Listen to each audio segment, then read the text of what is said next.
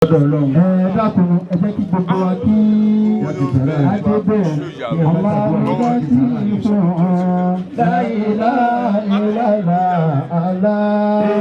aláwọ̀ tí ìfún láìlá ìlàlá aláwọ̀ tí ìfún láìlá ìlàlá aláwọ̀ tí ìfún.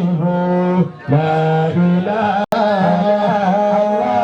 illallah, la ilaha illallah, Allahul Latif, la ilaha illallah, Allahul Latif, la ilaha illallah. Oya ọba tó ní mímọ́ dákun fi mímọ́ rẹ̀ mọ́ wá lọ́wọ́. Ọba tó ní mímọ́ dákun fi mímọ́ dákun fi mímọ́ rẹ̀ mọ́ wá lọ́wọ́. Ọba tó ní mímọ́ dákun fi mímọ́ rẹ̀ mọ́ wá lọ́wọ́.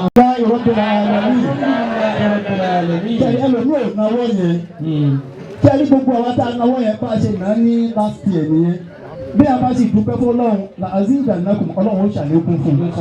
Ìwọ tó náwó kó o dúpẹ́ tó o bá tún fẹ́ dọ́dún tí ń bọ̀, ìwọ náà sọ pé alhamdulillah. Alhamdulillah. Fún mi bá ìtọ́ sí alhamdulillah. Insha Allah á tún bọ̀ pàdé lọ́dún tí ń bọ̀. Insha Allah. A lọ síbi ètò báyìí.